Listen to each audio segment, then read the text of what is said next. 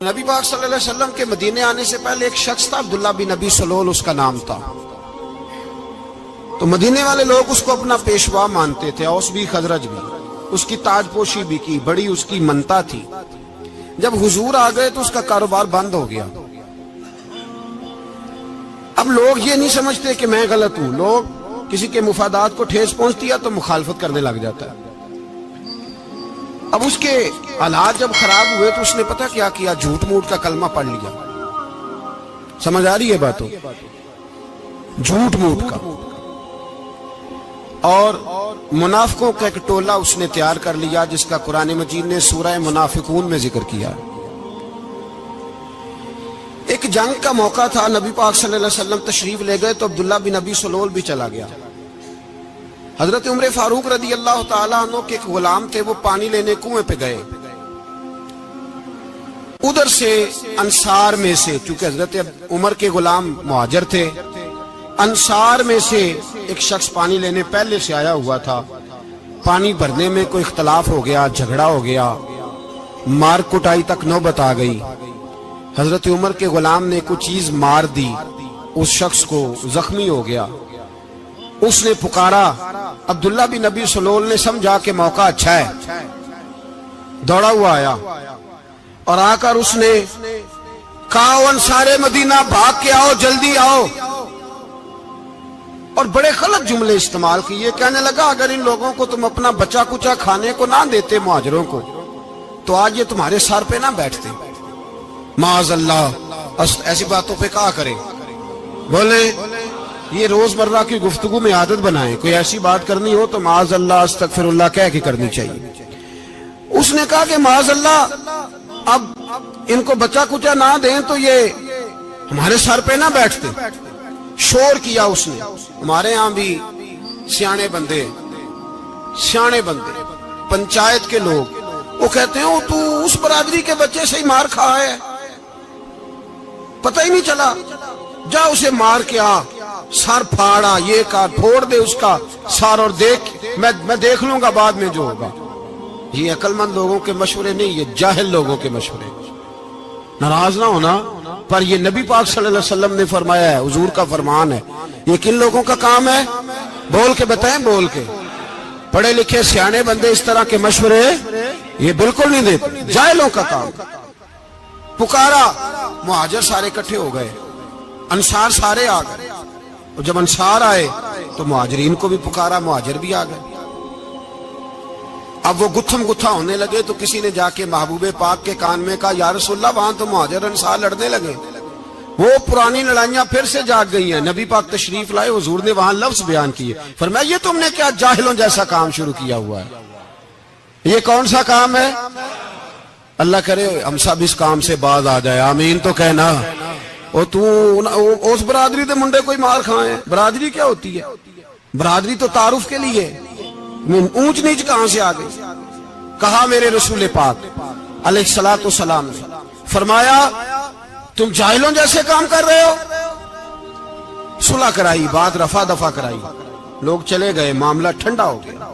لیکن عبداللہ بن سلول نے کہا کہ میں یہ موقع خالی نہیں جانے دوں گا۔ پھر گیا وہ، اور جا کے انصار مدینہ سے کہنے لگا، ایک دفعہ جا لینے دو مدینے، تم نے میری بات نہیں نہ سنی، جو وہاں بڑے سردار بیٹھے ہیں ان سے بات کروں گا، اور معاذ اللہ ثم معاذ اللہ ہم ان بے عزت لوگوں کو مدینے سے نکال دیں گے، وہاں صرف عزت والے رہیں گے۔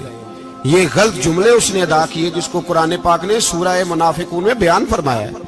اس نے یہ بات کی، ایک صحابی تھے حضرت زید رضی اللہ تعالیٰ عنہ، وہ سن رہے تھے، آ کے عرض کی، یا رسول اللہ صلی اللہ علیہ وسلم، عبداللہ بن ابی سلول تو اس طرح کہہ رہا ہے کہ مدینے جا کے عزت والے دوسروں کو نکال دیں گے، اور تم اگر اپنا بچہ انہیں نہ دیتے تو معاذ اللہ آج یہ ایسا نہ کرتے۔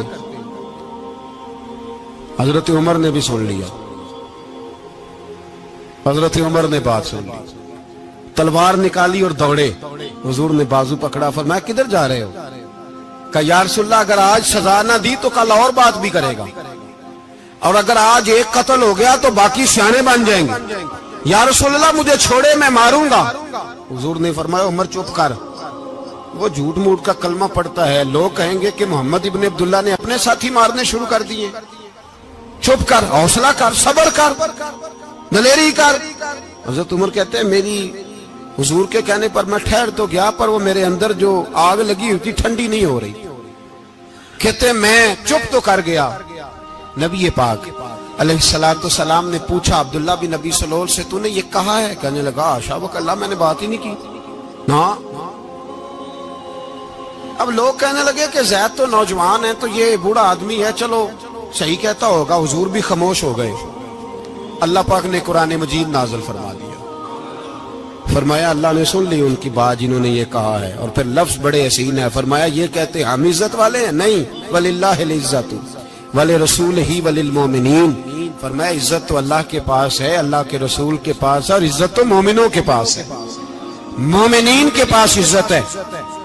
یہ قرآن پاک نے سارا مضمون بیان کر دیا کہ عبداللہ بن ابی سلول غلط کہتا ہے اور حضرت زید صحیح کہتے۔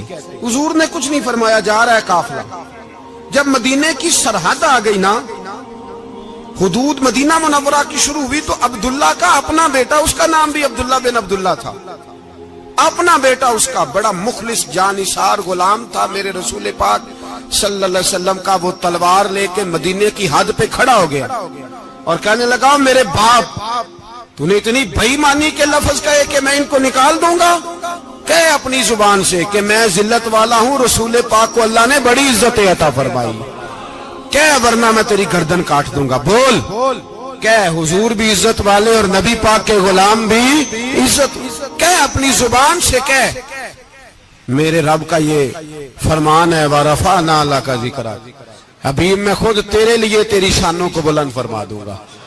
تو کہا تو دشمن ہو کے کہنے لگا میرے بیٹے مجھے معاف کر دے، مصطفیٰ تو بڑی عزتوں والے، ان کے غلام شانوں والے۔ جب بیٹا تلوار لے کے سامنے کھڑا ہوا، شہرت ہوئی، اب نبی پاک نے حضرت عمر کی طرف دیکھا، کہا عمر تیری بات صحیح تھی، اب جو ہوا یہ زیادہ صحیح تھا، وہ میں نے تجھے کہا حوصلہ کر، تدبر کر، وقت کا انتظار کر، یہ صحیح ہوا کہ وہ صحیح تھا۔ تو حضرت عمر فاروق کہنے لگے یا رسول اللہ میں گواہی دیتا ہوں آپ واقعی اللہ کے سچے رسول ہیں صلی اللہ علیہ۔ اتنی اچھی رائے، وقت فیصلہ کرتا ہے، تدبر سے چلے، دانائی سے چلے، علم پیدا کریں، بردباری۔ ہمیں کئی دفعہ سجدہ صاف کرنا پڑتا ہے، ہم جو کہتے ہیں بات اس کے الٹ نکل آتی ہے۔ ہم کسی شخص کے بارے میں کچھ تبصرہ کر بیٹھتے ہیں، کچھ عرصے کے بعد ہمیں پتہ چلتا ہے کہ وہ تو ایسا تھا ہی نہیں، ہم نے غلط بات کر۔ ہم بغیر تحقیق کے، بغیر تفتیش کے، حوصلہ نہ ہونے کی وجہ سے، صبر نہ ہونے کی وجہ سے ہم بہت سارے کام کر گزرتے ہیں، پھر ہمیں نقصان ہوتا ہے۔ اپنی زندگی میں حلم نہ چھوڑیں، حوصلہ نہ، لڑائیاں ہوتی ہیں نا گھروں میں، اس کی وجہ خامد ہوتا ہے، بیوی نہیں ہوتی۔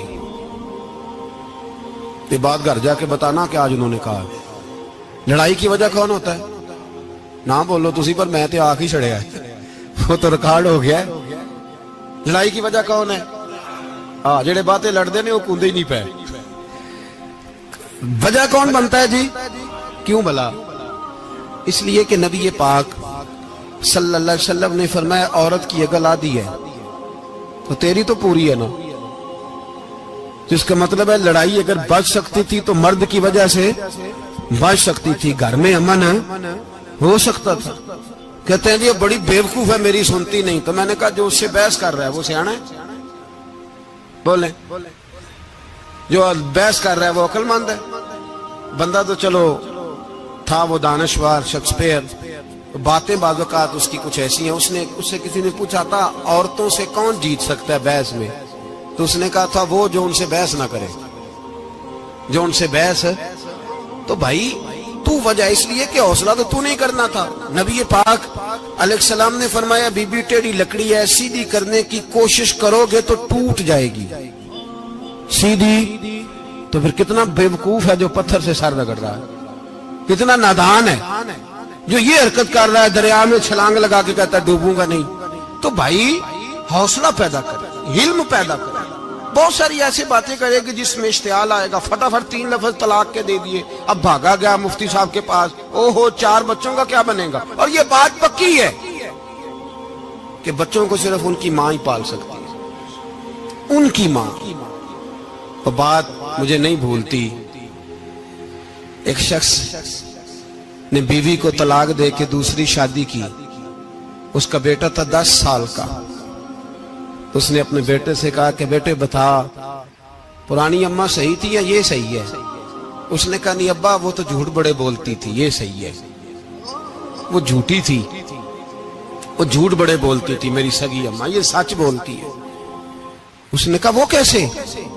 کہنے لگا اس لیے کہ میں کوئی شرارت کرتا تھا تو میری سگی اماں مجھے تھپڑ مارتی تھی اور کہتی تھی تجھے روٹی نہیں دے رہی، جا دوڑ جا گھر سے.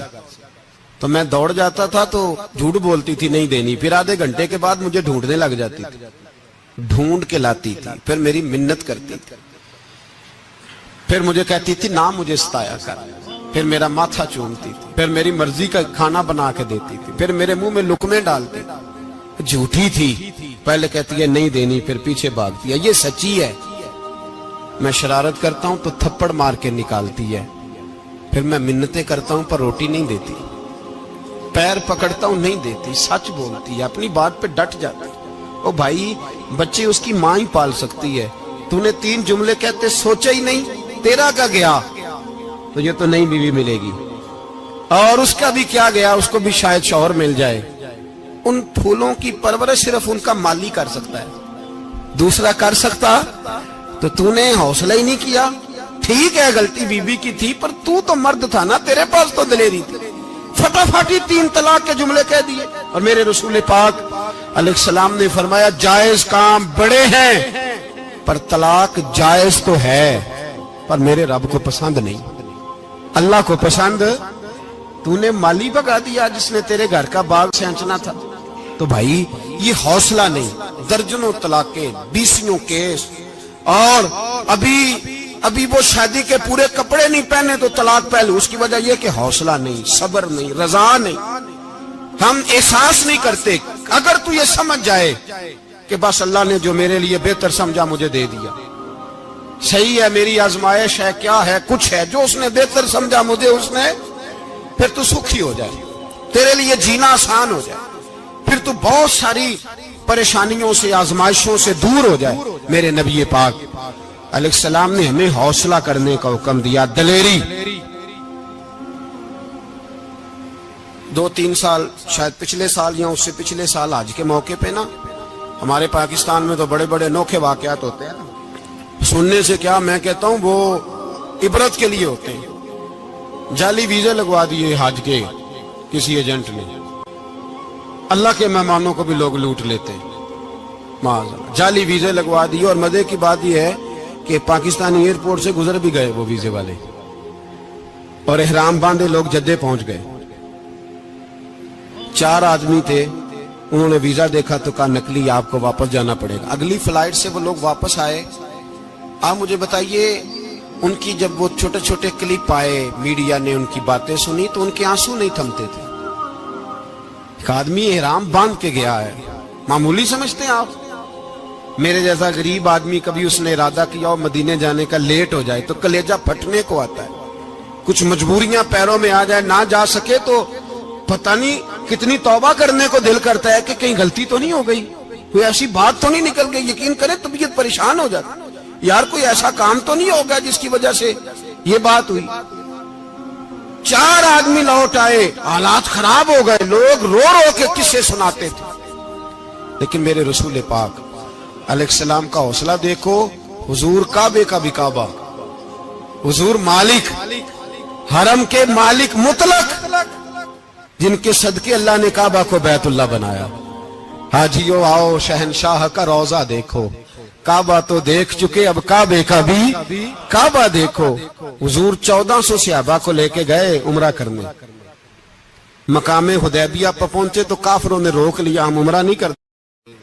تو اور میں خادم اور جو وارث و مالک ہیں 1400 صحابہ ہم نہیں عمرہ کرنے دیتے، واپس جائیے. صلح لکھی جا رہی ہے. صلح کی شرطیں کیا ہیں؟ مکے سے کوئی آدمی غلطی سے بھی مدینے چلا گیا، مکے کا آدمی، تو مسلمان اگر ان کے ظلم سے تنگ آ کے، مکی مسلمان کافروں کے ظلم سے تنگ آ کے مدینے چلا گیا تو مدینے والے واپس کریں گے. اور اگر مدینے سے کوئی شخص غلطی سے بھی مکے چلا گیا تو مکے والے واپس نہیں کریں گے. اتنی سخت شرائط. حضرت عمر غصے سے کانپنے لگے, صحابہ پریشان ہیں, پر میرے رسول پاک نے صبر دکھایا, حوصلہ, تدبر.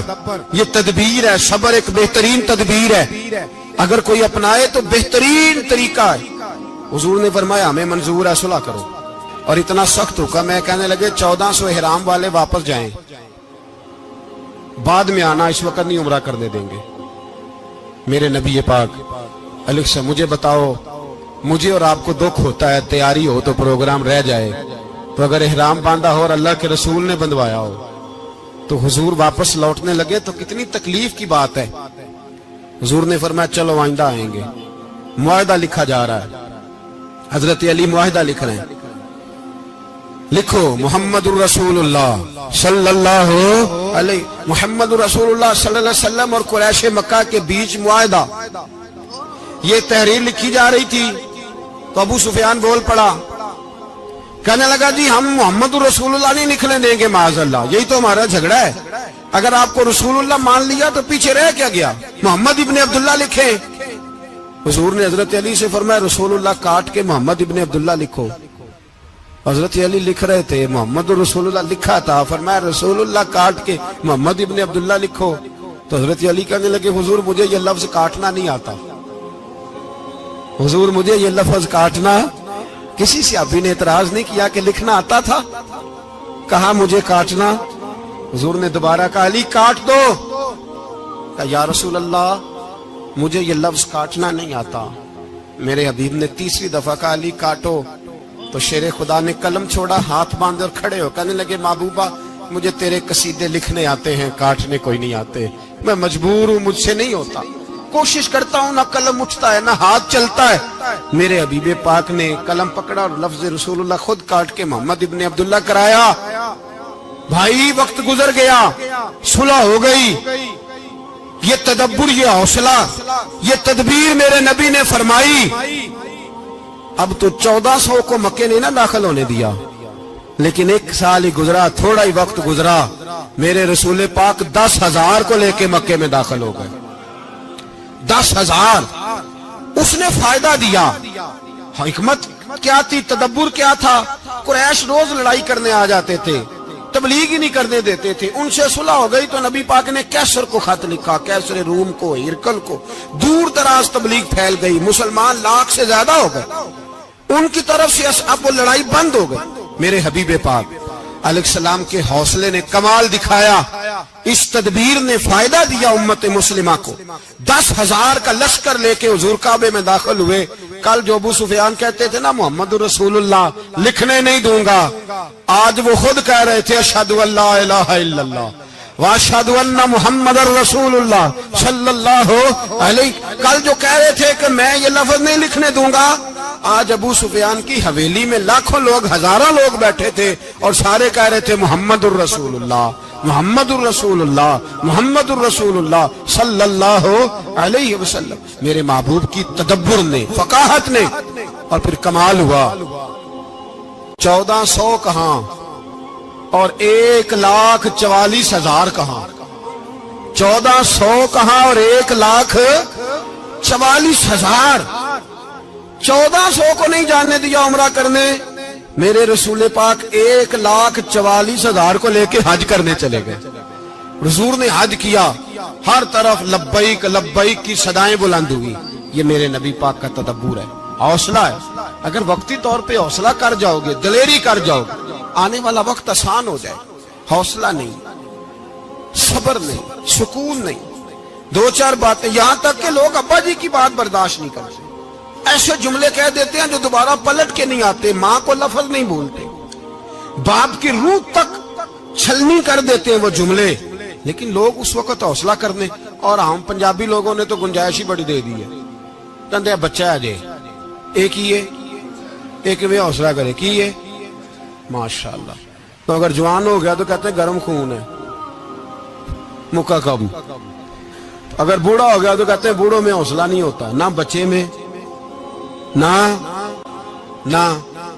تو کس میں حوصلہ ہوگا؟ بولے کسی میں بھی نہیں. چھٹی سب کو فتویٰ مل گیا نا, یہ بچہ ہے جی, ابھی یہ تو بچہ ہے, آپ تو سیانے بیانے ہیں, یہ بچہ ہے. کمال ہو گئی ہے بھائی, کیا مطلب ہے بچہ ہے؟ بچے کو سارا پتہ ہے, ہر چیز اسے آتی ہے, حوصلہ کرنا ہی نہیں آتا. اور پھر کہہ دیا وہ تو گرم خون ہے. وہ کیا بات کرتے ہو, گرم خون؟ ابے کے گلے پڑ گیا گرم خون, اس کو کھڑا کرو نا ایس پی کے سامنے اور اس کو مار تھپڑ اس کے منہ پہ, تیرے گرم خون کا پتہ چلے. غریب کے یہ گلے پڑ گیا, اس کو کھڑا کرو ایس ایچ او کے سامنے, پھر پتہ چلے گا خون کتنا گرم ہے.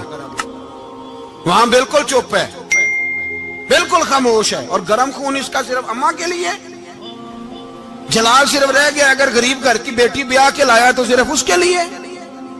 کوئی ایسی بات نہیں. ہم بڑے سیانے, ہمارا غصہ بڑا سمجھدار ہے, ہمارا وہ گرم خون بڑا سیانا ہے. وہ جہاں دیکھتا ہے کہ معاملہ ہلکا ہے تو وہاں وہ گرم خون جلال میں, اور جہاں دیکھتا ہے کہ سامنے والا تگڑا ہے تو وہاں وہ گرم خون فوراً ٹھنڈا ہو جاتا ہے. حوصلہ پیدا کرے. زندگی حوصلے مند لوگ جیتے, جو حوصلے مند نہیں ہوتے وہ تو زندگی کا ایک سال لطف سے نہیں جی پاتے. حوصلہ کریں, مسکرائیں. میرے نبی پاک صلی اللہ تعالی علیہ وسلم نے نا عثمان بن طلحہ, کعبے کی چابی ان کے پاس ہوتی تھی. تو حضور نے ایک دن فرمایا عثمان, اچھا یہ نہیں تھا کہ عثمان خاص لوگوں کو چابی کعبہ کھول کے دکھاتے تھے, بلکہ ان کو قریش کی جانب سے یہ حکم تھا کہ جو بھی تجھے کہے تو نے کعبے کا دروازہ کھول دینا. نبی پاک علیہ الصلوۃ والسلام نے نا ہجرت سے 2-4 دن پہلے کہا کہ عثمان ذرا چابی دو, میں نے کعبہ اندر سے دیکھنا ہے. بڑے ٹھنڈے دل سے ذرا سننا, ادھر دیکھو میری طرف, ادھر دیکھیے گا ذرا میرے بھائی. میں نے ایک بندے سے کہا یار پانی کی بوتل دینا دکاندار سے, ایک ہے اس نے کہہ دیا نہیں میرے پاس. اس بات کا کوئی غصہ بولیے, اور اگر وہ کہے سارے زمانے کو ملے گی آپ کو نہیں دینی, پھر بولے میرا خیال ہے چپ کر کے ہنس کے آ جائیں گے, سوال ہی نہیں پیدا ہوتا. ہم کہیں گے مجھے نہیں نہ دینی, تو نے تو دکان اٹھا یہاں سے, بند کر اسے. کیا مطلب ہے سب کو دینی ہے تجھے نہیں دینی, کیا معنی ہے اس کا؟ لے کے جاؤں گا, جھگڑا ہوگا, بحث کریں گے. عثمان بن طلحہ سے حضور نے فرمایا دروازہ کھولو, کعبہ دیکھنا ہے. عثمان کہنے لگا میں ساری دنیا کو دکھاؤں گا, آپ کو نہیں دکھاؤں گا. کتنی سخت بات ہے, پر قربان جائیں رسول اللہ کے حوصلے پہ صلی اللہ علیہ. عثمان کہتے ہیں میں نے یہ بات کی تو نبی پاک مسکرانے لگے, اور میں اچھا نہیں دینی. تو حضور نے نا مسکرا کے اور میری کمر پہ تھپکی دی, فرمایا اچھا یاد رکھنا یہ چابی میں تجھ سے لے لوں گا, اور جس کو میرا دل کرے گا میں اس کو دوں گا. عثمان کہتے ہیں روز رات کو نبی پاک کے یہ جملے میرے کانوں میں گونجتے تھے کہ حضور نے فرمایا. کہتے ہیں جس دن پتا چلا نا نبی پاک 10,000 کا لشکر لے کے آ رہے ہیں, تو ابو سفیان میٹنگیں کر رہے تھے, مکے کے سارے سردار تیاری کر رہے تھے, اور میرے کانوں میں ایک ہی لفظ تھا کہ حضور نے فرمایا میں چابی لے لوں گا, پھر جس کو میں چاہوں گا اسے دوں گا. عثمان کہتے ہیں حد ہو گئی, وقت گزر گیا, حضور آ گئے, طواف فرمایا, اور طواف کے بعد میرے نبی پاک علیہ السلام نے فرمایا بلاؤ نا ذرا عثمان کو. عثمان کہتے ہیں میں چابی لے کے آیا تو دوسرا جملہ کوئی نہیں. ساڈے نا کوئی بندہ مشورہ دے وہ نہ منیے, تے جے کام مونج ہو جائے نا جن جو نے مشورہ دیتا سی تے وہ نال ہی غوث پاک بن جاندا ہے. تینوں آکھیا سی نا فوراً ہی داتا علی اجویری ہو جاندا ہے. وہ کہندے تینوں پتہ نہیں میں کڈا ولی اللہ, تینوں میں آکھیا سی میں انج نہ کر, اور بندہ پریشان ہوتا ہے کام الٹ ہو گیا, اور لاگوں آکھی جاندا ویکھو جی میں تے تانوں پہلوں ہی آکھیا سی. جی عجیب بات ہے, شیخ چلی کی طرح پیچھے پڑ جائے گا, میں نے تو پہلے ہی کہا تھا. او بس کر یار, اب تو خواجہ معین الدین اجمیری ہو گیا, بس کر. مشورہ ہی ہوتا ہے, کسی کا مل جاتا ہے اور کسی کا نہیں لیا جاتا. فوری طور پہ بندہ اٹھ کے نہ تو ولایت کی 4تھی سیڑھی پہ چڑھ جائے گا, کہے گا میں تو ابدال وقت ہوں, میں کتب دورہ ہوں, میں نے تجھے کہا نہیں تھا. بس کر یار, کئی دفعہ مشورے صحیح ہوتے ہیں, کئی دفعہ صحیح. بولیے نبی پاک صلی اللہ علیہ وسلم کی احد کے دن خواہش یہ تھی کہ اندر رہ کے لڑنا ہے. جوان صحابہ نے کہا باہر جا کے لڑائی کرنی ہے, حضور نے باہر جا کے جنگ کی. بظاہر مسلمانوں کو شکست ہوئی. حضور نے ایک دفعہ نہیں کہا کہ میں نے تمہیں کہا نہیں تھا اندر رہنا ہے, بس ہو گیا جو ہو گیا. اب اس میں فٹافٹ اگلے کو حوصلہ دو، کوئی عرض نہیں یار. نبی پاک سب بولیے صلی اللہ علیہ وسلم، میرے حبیب پاک علیہ الصلوۃ والسلام نے نا کہا عثمان کو بلاؤ. عثمان آئے تو عثمان کہتے میں نے چابی دی تو میں تیار تھا، میں تیار تھا کہ اب میری بات ہوگی اور رسوائی ہوگی. لیکن کہتے ہیں قربان جائیں مصطفیٰ نے تو یہ جملہ بھی نہیں کہا کہ میں نے تجھے کہا نہیں تھا، یہ بھی نہیں کہا. حضور نے چابی لی، کعبے کے بت صاف کیے، نماز پڑھی، واپس آئے. فرمایا عثمان میرا وعدہ تھا تیرے ساتھ کہ جس کو میں چاہوں گا چابی دوں گا، یہ لو چابی میں تجھے ہی دینا چاہتا ہوں، لے لو رکھ لو. عثمان کہتے ہیں وہ چابی نہیں میرے طرف آ رہی تھی، میری طرف ایمان آ رہا تھا. وہ چابی نہیں آ رہی، ایمان آ رہا تھا میری جانب. کہتے ہیں میرے ہاتھوں میں چابی آئی اور میری زبان پہ کلمہ توحید جاری ہو گیا. بھائی تدبر، حوصلہ، صبر، رضا. ہمیں تو ٹائم بھی نہیں گزارنا تھا. گھر کا ماحول، گھر کے اندر رہ کے لوگ دکھی ہیں، اس لیے کہ ہماری طبیعتوں میں حوصلہ نہیں. ایک منٹ کے لیے نہیں، ایک سیکنڈ کے لیے بھی ہم یہ برداشت نہیں کرتے کہ چلو تھوڑا انتظار کریں، وقت کو دیکھیں، موقع کو دیکھیں. میرے نبی پاک علیہ الصلوۃ والسلام پہ اتنی مصیبتیں آئیں کہ پہاڑ پہ آتی تو وہ ریزہ ریزہ ہو جاتے، لیکن کسی مقام پر بھی حضور علیہ الصلوۃ والسلام شکوہ کرتے نظر نہیں آتے. ہم غریبی کا رونا روتے ہیں، ہر چوتھا آدمی کہتا ہے بڑا غریب ہوں، لیکن میرے نبی پاک علیہ الصلوۃ والسلام نے چوتھے دن کھجور کھائی، سرکہ کھایا ہے اور موٹے بان کی چارپائی پہ آرام کیا. حضرت عمر نے کہا حضور کتنی تکلیف ہے؟ فرمایا عمر کوئی تکلیف نہیں، تھوڑا سا تو وقت ہے، جنت میں جائیں گے، ساری نعمتیں اللہ نے ہمارے لیے تیار کی ہوئی. راضی بالرضا، راضی بالرضا، کوئی کسی قسم کا مسئلہ نہیں. ہمیں آزمائشیں آتی ہیں، تکلیفیں آتی ہیں، بیماریاں آتی ہیں، لوگ چھوٹی چھوٹی بات پر پریشان ہو جاتے ہیں، ذرا ذرا سی بات پر شکوہ کرتے ہیں. میرے رسول پاک علیہ السلام نے فرمایا جب میرا رب کسی کو بیمار کرتا ہے تو 2 فرشتوں کو بھیجتا ہے، جاؤ میرے بندے کی تیمارداری کر کے آؤ. اللہ اکبر، خود رب بھیجتا ہے، جاؤ میرے بندے کی. تو مجھے بتائیے جب اللہ بھیجے تو پھر تندرست خوش نصیب ہوا کہ بیمار؟ جی تندرست پھر خوش نصیب کون ہوا؟ میرے نبی پاک صلی اللہ علیہ وسلم نے فرمایا رب 2 فرشتے بھیجتا ہے، فرماتا ہے پتہ کر کے آؤ میرے بندے کا اس کا کیا حال ہے، حالانکہ اللہ سارا ہی جانتا ہے. فرشتے آتے ہیں، واپس جاتے ہیں، رب کریم پوچھتے ہیں بتاؤ میرا بندہ کیا کہتا تھا؟ اللہ تجھے سارا ہی پتہ ہے، پر ہم سے پوچھتے تو بتا دیتے ہیں. وہ یہ کہتا تھا کہ میں اپنی رب کی رضا پہ بڑا ہی راضی ہوں. وہ تیری حمد کر رہا تھا، تیری تعریف کر رہا تھا، تیرا شکر کر رہا تھا، تیرے لیے کلمات حمد بیان کر رہا تھا. تو میرے نبی پاک علیہ السلام فرماتے ہیں، اللہ فرشتوں سے فرماتا ہے سنو پھر اگر میں اپنے بندے کو اس بیماری میں شفا دوں گا تو اس تندرستی سے زیادہ اچھی تندرستی دوں گا جو پہلے اسے عطا کی ہوئی تھی، پہلے سے اچھی صحت دوں گا. اور اگر اسے اس بیماری میں موت دوں گا تو پھر مرتے ہی اس کے لیے میں جنت کا فیصلہ فرما دوں گا. بھائی جب تو راضی بالرضا رہتا ہے، راضی بالرضا، بڑی سادی سی بات ہے بھائی. آپ گھر گئے روٹی مانگی تو اگر کسی نے کہا نا کہ اتنی تھکاوٹ ہے ٹائم پہ آیا کریں اس وقت، تو روٹی تو وہ بھی مل گئی اور اس میں لذت، وہ سکون نہیں، وہ سکون نہیں. میری اماں جی سالن پکا کے رکھ لیتی تھی تو روٹی جب بھی کوئی مانگتا تھا تو تازی بنا کے دیتی تھی، ان کی طبیعت تھی. تو میں اکثر ان سے کہتا کہ اماں جی پکا کے رکھ دیا کرو. تو کہتے تمہیں خوشی نہیں ہوتی جب تمہاری اماں تازی پکا کے دیتی ہے؟ خوشی ہوتی ہے، طبیعت میں خوشی ہوتی ہے. ان کا مزاج تھا، ذوق تھا، تو ہم سمجھتے تھے یار یہ بڑی سعادت کی بات. تو آپ گھر گئے رات کو تو گھر والوں سے کہا روٹی، تو فوراً اٹھے، فوراً، اور انہوں نے کھانا تازہ بنایا اور ساتھ یہ بھی کہا باہر سے نہ کھایا کرے بندہ بیمار ہو جاتا ہے. کتنی ٹھنڈک پہنچتی ہے آدمی کے دل کو، سکون ملتا.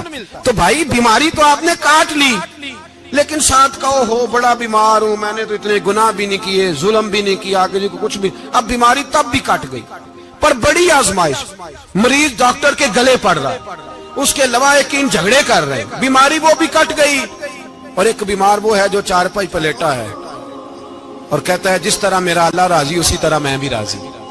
تو بیماری اس کی بھی کٹ گئی. حضرت یونس علی نبینا علیہ الصلوۃ والسلام نے ایک دن حضرت جبریل امین ملنے آئے تو جناب یونس علیہ السلام کہنے لگے اے جبریل اللہ کے نیک بندوں میں جو اللہ کو اس وقت سب سے زیادہ پسند ہے نبیوں کے بعد، توجہ کرنا بات پر، جو سب سے زیادہ اللہ کو پسند ہے نبیوں کے بعد ولیوں میں، اور سب سے زیادہ اللہ جس کو اللہ کی بارگاہ میں عبادت گزار لکھا جاتا ہے، میری اس بندے سے ملاقات کرا۔ تو حضرت جبریل نے جناب یونس علیہ السلام کو ساتھ لیا تو ایک شخص کے پاس پہنچے جو آنکھوں سے اندھا تھا، دونوں ہاتھ اس کے سلامت نہیں تھے اور پورے جسم میں پیپ جاری تھی، ریشہ تھا۔ جب جا کے السلام علیکم کہا نا حضرت یونس نے، اس نے وعلیکم السلام کے بعد پہلا لفظ پتہ کیا کہا؟ اس نے کہا یا اللہ تیرا شکر ہے، یا اللہ تیرا، آپ بھی ادا کریں اللہ کا شکر، یا اللہ تیرا، اللہ تیرا شکر ہے۔ تو حضرت یونس علیہ السلام کہنے لگے تو شروع سے اس طرح کا ہے، نابینا بھی اور ہاتھوں سے معذور بھی اور سارا جسم شروع سے؟ تو بڑے ہی خوبصورت لفظ اس بیمار نے کہے، کہنے لگے نہیں حضور میں بالکل ٹھیک ٹھاک تھا، جب تک میرے رب نے چاہا کہ یہ دنیا کو دیکھے تو تب تک اس نے مجھے آنکھیں دیں، اور جب اس نے چاہا کہ اب اس کا دیکھنا بہتر نہیں تو اس نے واپس لے لی۔ تو یا اللہ تیرا شکر ہے، اللہ تیرا شکر ہے۔ پھر کہا جب تک اس نے چاہا کہ میرے ہاتھ رہے تب تک رہے، جب اس نے چاہا کہ میرے لیے بہتر نہیں تو اس نے لے لیے، تو یا اللہ تیرا شکر ہے۔ جب تک اس نے چاہا کہ میرا جسم صحیح و سلامت رہے تو رہا، اور جب اس نے چاہا کہ میرے لیے بہتر نہیں تو مجھے بیمار کر دیا، تو یا اللہ تیرا شکر ہے۔ تو حضرت یونس علیہ السلام کہنے لگے جبریل واقعہ یہ اللہ کا سب سے زیادہ شکر گزار بندہ ہے، سب سے زیادہ عبادت گزار بندہ ہے، سب سے زیادہ۔ میرے نبی پاک علیہ السلام نے فرمایا میرا مومن ہر حال میں ہی نفع میں ہے، نعمت ملے تو شکر کر کے نفع، مصیبت آئے تو صبر کر کے نفع، اپنی زندگی میں تحمل، بردباری، علم پیدا کرے، حوصلہ پیدا کرے۔ ہر آنے جانے والے شخص کے مزاج کے مطابق اسے نہ ملے، اپنا مزاج صحیح رکھے، اپنی طبیعت کے مطابق اپنے ماحول کو برقرار رکھے۔ علم کے ساتھ گزارا کرو گے تو رشتہ داروں سے بھی بنی رہے گی، دوستوں سے بھی بنی رہے گی، ہر ایک سے تعلق رہے گا۔ اور اگر آپ کے اندر یہ حوصلہ نہیں تو پھر سارے معاملات پریشانی کا شکار ہو جائیں گے۔ یہ تو آج کا مضمون تھا۔ ہمیں نا لوگ مشورہ دیتے ہیں، کہتے ہیں پیر صاحب درویشوں کو سیاست کی بات نہیں کرنی چاہیے، دیتے ہیں نا مشورہ لوگ، جی تھوڑا تھوڑا بول دیں، تھوڑا تھوڑا دیتے ہیں نا۔ اگرچہ ہم ان کی بات نہیں مانتے، اس لیے کہ اقبال نے کہا تھا جدا ہو دین سیاست سے تو رہ جاتی ہے چنگیزی، جدا ہو دین سیاست سے تو، اور پہلا فکرہ یہ ہے کہ جلال بادشاہی ہو یا جمہوری تماشا ہو، جدا ہو دین سیاست سے تو رہ جاتی ہے۔ اس نے کہا جب سیاست اور دین علیحدہ علیحدہ ہوتے ہیں تو چنگیز خان اور ہلاکو خان پیدا ہوتے ہیں۔ سیاست جب تک مسجد کے اندر رہتی ہے تب تک پاک صاف رہتی ہے، وہ گندی ہوتی تب ہے جب مسجد سے نکل جاتی ہے۔ حضرت علی کے زمانے تک مسجد میں رہی، پاک صاف رہی، یزید باہر لے گیا تو گندی ہو گئی، حضرت عمر بن عبدالعزیز دوبارہ مسجد میں لے آئے تو پھر پاک ہو گئی۔ لیکن پھر بھی ایک ساتھی نے مجھے کہا تو اس کی بات میں سب کی باتیں نہیں مانتا، اس کی بات میری سمجھ میں آئی۔ وہ کہنے لگا جی اصل بات یہ ہے کہ سیاسی تبصرے تجزیے ہم اخباروں میں ٹی وی پہ جا کے بیٹھے، جا کے بڑی مہربانی میری طرف دیکھیں، وہ ہم سنتے رہتے ہیں تو ہمارا دل کرتا ہے مسجد میں صرف ہم رسول اللہ کا پیار ہی سنیں۔ تو میں نے کہا یار تیری بات دل کو لگتی ہے، یہ بات صحیح ہے، چلو یہ نیت اچھی ہے، یہ تیرا نظریہ ٹھیک ہے، مان گئے ہم۔ میں چلا گیا دکاندار کے پاس اور میں نے اس کو جا کے کہا کہ گاڑی کا انجن کھولو، اس طرح کرو اس طرح۔ اس نے کہا مولانا آپ جا کے نا گھر تو فقہ کی کتاب کھولیں، اس لیے کہ گاڑی کے انجن کے بارے میں آپ کو معلومات، یہاں اگر آپ نے یہ کام کرنا ہے تو اس کو پڑھیں، کسی استاد کے پاس ورک شاپ پہ آئیں، آپ کے ہاتھوں کو، منہ کو، چہرے کو مٹی لگے، دھواں لگے، گریس لگے، پھر آپ کو پتہ چلے گا انجن کیسے کھلتا ہے۔ صحیح کہہ رہا ہوں نہیں صحیح کہہ رہا؟ دعا گلا تو یہاں کر چڑی جائے، صحیح کہہ رہا ہوں جی۔ اگر مولوی کو اجازت نہیں سیاست کی بات کرنے کی اور مولوی کو اجازت نہیں کہ انجن کی بات کرے تو سیاستدان کو اجازت ہے دین کی بات کرنے کی؟ یہاں تو وہ آئے نا مدرسے میں پڑھے، پورا دین حاصل کرے، پھر وہ بولے تو پھر تو ٹھیک ہو گیا، لیکن جب اسے سورت اخلاص بھی سیدھی نہیں آتی تو فتوے دینے کی اس کو ضرورت ہے کوئی؟ بولے نا یار، کیوں چھیڑتے ہیں سیاست؟ ہم نہ پچھلے جمعے جلوس نکالنا چاہ رہے تھے ختم نبوت کی ترمیم کے حوالے سے، حکومت وقت نے کہا کہ ہم واپس لیتے ہیں، تو میرے بہت سارے دوستوں نے کہا جی نکالنا چاہیے، انہوں نے کیا کیوں؟ میں نے کہا یار لوگوں کو بھی پریشان نہیں کرنا چاہتے، ہماری اپنی سڑکیں ہیں، کسی کو بس ٹھیک ہے، انہوں نے واپس لے لی تو بات ختم ہو گئی، ہم مان گئے، تسلیم کر لیا۔ اتنا ہمارا مطالبہ ہے کہ اس آدمی کو ضرور سزا دو جس نے یہ ترمیم کی ہے، لیکن ہم نہیں کرتے، کوئی نہیں نکلے، نہیں نہ نکلے بولے۔ تو وزیر قانون صاحب کو کیا مصیبت بنی ہوئی ہے نیا فتویٰ دینے کی؟ کہ ہے کوئی شوق انہیں دینا چاہیے فتویٰ؟ کہتے نہیں مرضیوں میں ہمارے درمیان تھوڑا ہی فرق ہے۔ مجھے یوں لگتا ہے کہ یہ جان بوجھ کر کوئی نہ کوئی ایسی شرارت کرتے ہیں جس سے لوگ اشتعال میں رہے، جان بوجھ۔ حلم، حوصلہ، صبر ذات کے بارے میں تو ہے، لیکن اگر کوئی رسول پاک کی بے ادبی کرے تو پھر حوصلے کی بات ہے ہی نہیں، پھر تو جہاد کی بات ہے۔ اور میں دیانتداری سے مسجد میں باوضو بیٹھ کر جمعے کے دن مشورہ دیتا ہوں حکومت کو اور وزیر قانون کو مشورہ دیتا ہوں کہ نہ فرعون کی حکومت ساری زندگی رہی، نہ نمرود رہا، نہ جاج بن یوسف رہا، نہ یزید رہا، اور یار درباری بن کے حکمرانوں کی چاپلوسی کرتے کرتے تم یہاں تک آ گئے ہو کہ اب نبی پاک کی عزت کو ہاتھ ڈالنا شروع کر دیا ہے۔ اور آپ یقین کریں سیاسی جماعتوں کا اتنا برا حال ہے کہ ان کے لیڈر کے بارے میں کوئی بات کرے تو پاگل ہو جاتے ہیں یہ احتجاج کر کر کے، اور اس نے ڈائریکٹ کہہ دیا کہ ختم نبوت کا مسئلہ ہی کوئی نہیں، جو دین کی بنیاد ہے، کسی کو پرواہ نہیں۔ مجھے تو ان لوگوں کی فکر ہو رہی ہے جن لوگوں نے انہیں ووٹ دیے ہیں، وہ اللہ کو کیا جواب دیں گے۔ اور یہ اللہ ماشاءاللہ ساری سیاسی جماعتیں اس طرح کی۔ اور میرا وزیر قانون صاحب کو بھی مشورہ ہے کہ زندگی بڑی تھوڑی ہے، بڑی تھوڑی، اللہ سب کو معاف کرتا ہے، اپنے رسول کے غداروں کو معاف نہیں کرتا۔ اور یہاں تمہاری گاڑیوں پہ جھنڈے لگے ہوئے ہیں، وہاں بھی تمہارے جھنڈے لگیں گے، پر اس لیے لگیں گے کہ یہ غدار ہیں ناموس رسالت کے، یہ جھنڈے لگیں گے۔ شرم کرو اور ڈر جاؤ، بس کر دو، تمہارے منہ میں اب دانت پورے نہیں رہے۔ کوئی شوگر کا مریض ہے تو کوئی بلڈ پریشر کا، تو کوئی ہارٹ کا، تو کوئی کینسر کا۔ شرم کرو اور اپنی قبر کی بھی تھوڑی سی فکر کرو۔ بتاؤ پاکستان کے کتنے صدر گزرے، وزیر اعظم گزرے، تو ان کی قبریں کہاں ہیں؟ کوئی جاتا ہے ان کی قبروں پہ؟ کسی کو خبر ہے؟ کیوں اپنے لیے جہنم کٹھی کرتے؟ سارا کچھ دنیا داری رہ گئی ہے، سارا کچھ صرف یہی رہ گیا۔ حضرت ابو بکر سردار تھے، حضرت عمر سردار تھے قبیلے، حضرت عثمان سردار تھے، انہوں نے سرداریوں کو ٹھوکر مار کے رسول اللہ کے قدموں میں بیٹھنا پسند کی، سرداریاں چھوڑ کے غلام بن گئے۔ تم سرداریاں بچانے کے لیے رسول اللہ کی غداری کرتے ہو، شرم نہیں آتی؟ اور قوم شکوہ ہے مجھے ان لوگوں سے جو مولوی تو کہہ دیتے ہیں تو سیاست نہ کر، اور کسی سیاستدان کو منع نہیں کرتے کہ جب تجھے سورت فاتحہ بھی نہیں آتی تو تجھے کس نے اجازت دی ہے اتنی بڑی بات؟ اور میں نے پچھلے جمعے بھی کہا تھا، پھر کہتا ہوں اور آن دی ریکارڈ کہتا ہوں، مرزائی کل بھی کافر تھے، آج بھی کافر، اور قیامت تک، اور جو ان کے کفر میں شک کرے وہ بھی، اور پکا بے ایمان ہے، کافر ہے، وہ وزیر قانون ہو یا صوبائی ہو یا وفاقی ہو۔ من شک فی کفر ہی فقط کفر، جو مرزائی کے کفر میں شک کرے وہ بھی کافر ہے۔ ہمارے رسول آخری رسول ہیں، ہم کسی کو یہ اجازت نہیں دیں گے کہ وہ ختم نبوت میں رکھڑا ڈالنے کی کوشش کرے، ہم کسی کو یہ اجازت ہے۔ اور تم نے قوم کو لوٹا، لوٹتے رہو، اب ایمان پہ ڈاکے تو نہ ڈالو۔ تمہیں دولت لوٹ کے پیٹ نہیں بھرا، اب ایمان لوٹنا شروع کر لیا۔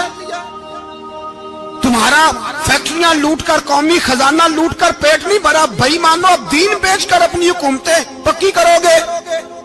اور وہ لوگ بھی تیار ہو جائیں جو ان بھائی مانوں کو منتخب کرتے ہیں، ان سے بھی سوال کرے گا ختم نبوت کا موضوع قیامت کے دن کہ تم بتاؤ، ان کو سپورٹ کرتے تھے جو رسول اللہ صلی اللہ علیہ وسلم کے بعد بھی کسی نبی کو نبی ماننا درست جانتے تھے۔ شرم آنی چاہیے، خیال ہونا چاہیے۔ اور میں نے کہا کہ ہمارا دل نہیں چاہتا، آپ یقین کریں، ہمیں شوق ہے جلوس نکالنے کا، تمہارے خلاف باتیں کرنے کا۔ تم نے روز تھرمامیٹر نکالا ہوتا ہے، چیک کرتے ہو کہ ایمان کتنا ہے کتنا نہیں ہے۔ یہ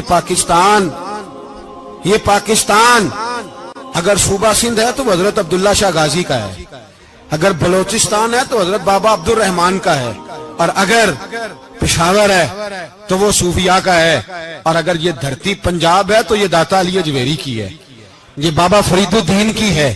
اس میں کسی غدار کو قبضہ کرنے کی اجازت بالکل نہیں ملے گی، اور ہم وہ لوگ بھی نہیں جو چپ کر کے اندر سوتے رہیں، قوم جو کرتی ہے کرتی رہے، ہمیں پرواہ نہیں، نہ ایسی کوئی بات نہیں۔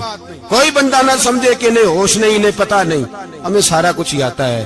پھر اگر کل کو کوئی ممتاز قادری پیدا ہو گیا تو شکوہ نہ کرنا، کل کو کوئی پھر سے عامر چیمہ نکل آیا تو شکایت نہ کرنا، یاد رکھنا۔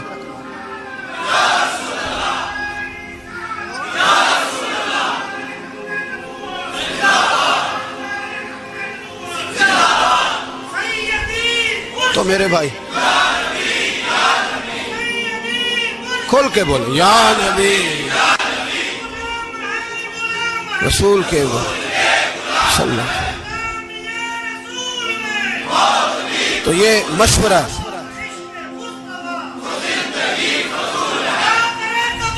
جزاک اللہ، تو یہ تمہیں مشورہ ہے۔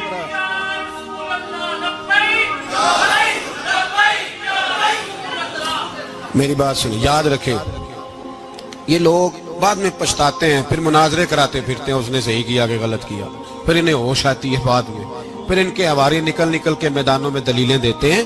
اس لیے ہمارا مشورہ ہے انہیں کہ یہ اپنی حد میں رہیں، اور جو کام تمہارے ذمہ، میں نے کہا نا تم نے بڑا لوٹا، یہ قوم روز تمہیں موقع دیتی ہے لوٹنے کا، یہ موقع دیتی ہے، تو تم نے دولت لوٹ کے پیٹ نہیں بھرے، اب ایمان لوٹنے کے چکر میں آ گئے ہو۔ یاد رکھو، مسلمان گناہگار ہیں، غدار نہیں ہیں۔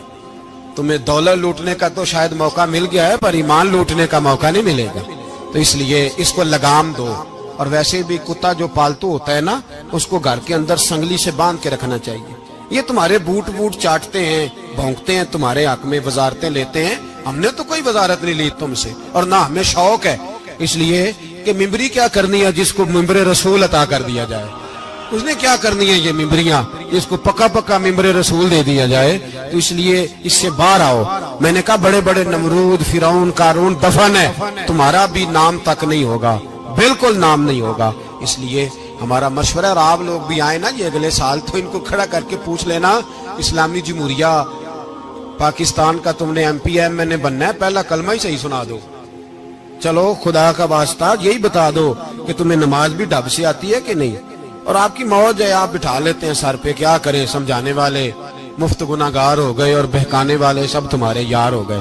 اس لیے یہ چھیڑتے ہیں جان بوجھ کے، اور پھر جب کوئی ممتاز قادری علیہ رحمہ پیدا ہوتے ہیں، پھر انہیں دشواری ہوتی ہے، پھر ان کا جینا مشکل ہو جاتا ہے۔ یہ موقع دیتے ہیں، پتہ نہیں کس کے ایجنڈے پہ عمل کر رہے ہیں۔ میرا سوال یہ ہے، میں نے پچھلے جمعے پھر میرا سوال ہے کہ میں پوچھتا ہوں، اس آدمی کو ضرورت کیا ہے ختم نبوت پر بات کرنے، جب امت مسلمہ کے متفقہ فیصلہ ہے کہ مرزائی کافر، اسمبلی نے بل پاس کر دیا کہ مرزائی، ان کو اقلیت قرار دے دیا، اور جب سے وہ اقلیت بنے، نہ ہم نے ان کی عبادت گاہ جلائی، نہ ہم نے ان کو قبروں سے نکالا، نہ ہم نے، بس ٹھیک ہے جیسے عیسائی رہتے ہیں، یہودی سے کس ملک میں رہتے ہیں وہ بھی رہیں، اقلیت بن کرے، کوئی اعتراض، پر تم انہیں کھینچ کھونچ کے کیوں قریب کرتے ہو؟ تمہارا کیا جرانہ ہے ان کے ساتھ؟ بتاؤ تو صحیح۔ ان لوگوں سے ان کو چاہیے اپنے منہ میں لگام ڈالیں، اور اگر نہیں ڈالیں گے پھر انشاءاللہ ڈالی جائے گی، اور بڑی تگڑی ڈلے گی، اور پھر ایسی ڈلے گی۔ سلمان تاثیر جب مرا تھا نا تو 5-5 لاکھ روپیہ مولویوں کو آفر کی جنازہ پڑھاؤ، 5-5 لاکھ روپیہ چھوٹے چھوٹے مولویوں کو۔ اور داتا صاحب کی مسجد کے خطیب بھی صوبائی جو تھے، وہ خطیب تھے، ملازم تھے، انہوں نے کہا کہ ایمان نہیں بیچنا، نکالنا نوکری سے تو نکال دو۔ اور بادشاہی مسجد کا مولوی جس کا پتہ نہیں چلتا، کبھی کدھر چلا جاتا ہے کبھی کدھر، یہاں تو وہ بھی کھڑا ہو گیا، اس نے کہا نا ایمان نہیں بیچنا۔ گورنر ہاؤس کی مسجد کا امام کہنے لگا کہ بخشا جانا نہ جانا یہ تو رحمت الہی کا معاملہ ہے، پر اتنا گندا جنازہ نہیں پڑھنا، اتنا گندا جنازہ نہیں ہم پڑھیں گے، مرنے کے بعد تمہارے جنازے نہیں پڑھے جاتے، تمہاری قبریں خراب ہوتی ہیں، کدھر ہیں تمہاری دولتیں؟ اور وہ مولوی آج تک پتہ ہی نہیں کدھر گیا جس نے اس غلیظ کا گندا جنازہ پڑھایا. تو بھائی اپنی قبر اشر کو جب جہاں تمہارے جنازے نہیں پڑھے جا رہے تو وہاں تمہارا کیا حال ہوگا. اس لیے ان لوگوں کو چاہیے کہ اپنی زندگی اس طرح گزاریں کہ کچھ نہ کچھ منہ لے کے سرور کائنات کے پاس چلے جائیں, ورنہ ایسا نہ ہو کہ یہاں بھی پھٹکار اور وہاں بھی پھٹکار. اس لیے ہمارا مطالبہ ہے حکومت سے کہ شرم کرو اور ایسے بھائیمانوں کو, کالے ناگ جو تم نے بھرتی کیے ہوئے, ان کو نکالو, اور اگر تعریفیں کروانی ہو, تلوے چٹوانے ہو تو اندر کمروں میں ان سے چٹوا لیا کرو. ان سے کہو کہ یہاں ہماری نوکری کرو, باہر نکل کے رسول اللہ صلی اللہ علیہ وسلم کے دین کے بارے میں گفتگو نہ کرو. اس لیے کہ اللہ تبارک و تعالیٰ نے اس دین کے اندر بڑا حسن اور بڑا جذبہ رکھا ہوا ہے, بڑا وقار ہے. ہمارا مطالبہ ہے حکومت سے کہ ختم نبوت کے مسئلے پر کوئی سیاستدان گفتگو نہ کرے. آپ تائید کرتے ہیں اس بات کی؟ اس پر کوئی سیاستدان کوئی گفتگو. ہمارے پاس بڑے تماشے ہیں سیاست کرنے کو, باقی تماشوں پہ سیاست کرو. یہ رسول اللہ کی ناموس کا معاملہ ہے, یہ چھیڑنے کی تمہیں اجازت ہو. مجھے سمجھ نہیں آتی یار, جب بات ختم ہو گئی, اسمبلی نے بل واپس لے لیا, تو صوبائی وزیر قانون کو آخر تکلیف کیا ہے؟ آپ کے پاس جواب ہے کوئی اس بات کا؟ بات ختم ہو گئی, ہم نے جلوس نہیں نکالنا, چھوڑ دیا, خاموش ہو گئے. علماء نے میٹنگیں بلائی تھی, کینسل کر دی, ٹھیک ہے جی بات. اب دوبارہ سے کیوں چھیڑتے ہو؟ پھر کہتے ہیں احتجاج ہوتا ہے, شور ہوتا ہے. تم خود ایسی حرکتیں کرتے ہو جس سے افراتفری پیدا ہوتی ہے. اپنی ہستی سے ہو گئے بیزار,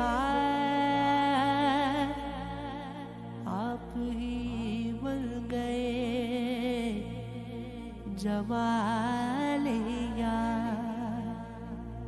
اے غمی